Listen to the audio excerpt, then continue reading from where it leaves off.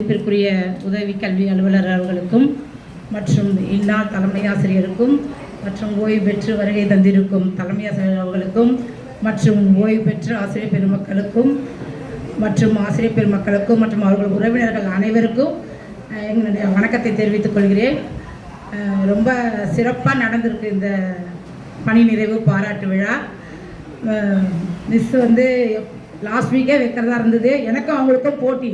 ஏன்னா என்னோடய ரிட்டையர்மெண்ட்டும் ஹாலிடேஸில் தான் வைக்கணும். எனக்கு டைமே தரல. ஒர்க்கிங் டேவாக இருக்கக்கூடாது, ஹாலிடேஸில் தான் வைக்கணும். அப்புறம் நமக்காகலாம் யாரும் வரமாட்டாங்கம்மா, சாட்டர்டேஸில் எல்லாம் பிஎல்ஓ டியூட்டி வேறு போட்டுட்டாங்க அப்படிலாம் சொல்லி கடைசியில் நான் அந்த 26ஆம் தேதி தான் வச்சேன். மழை காலத்தில் போயிடற மாதிரி ஒரு மழை. இப்போது என்ன அதிர்ஷ்டமோ தெரியல, அதை போஸ்ட்போன் பண்ணிடலாமான்னு கூட இருந்தது. அப்புறம் எப்படியோ முடியாது, போஸ்ட்போன் பண்ண முட்டாலும் வேறு நாள் கிடையாது அப்படின்னு சொல்லிட்டு அந்த நியூ நாளே வச்சோம். அந்த தொடர்ந்து 3 நாள் வந்ததுனாலையும் முகூர்த்த நாளுன்றதுனாலையும் சில பேர் வர முடியல. இருந்தாலும் இப்போ வந்திருந்த அத்தனை பேருமே அன்று வருகை தந்திருந்தார்கள். சார், நான் உதவி கல்வியாளர்களை அழைக்க முடியவில்லை. நான் ஏன்னா இப்போதைய உதவி கல்வியாளர் ஈவார்கள்லாம் கூப்பிட வரும்போதே யாருமே இல்லை. நான் ஆஃபீஸில் போகும்போது எல்லாருமே அன்றைக்கி 26th ரொம்ப பிஸி அப்படின்னு வேற சொல்லிட்டாங்க.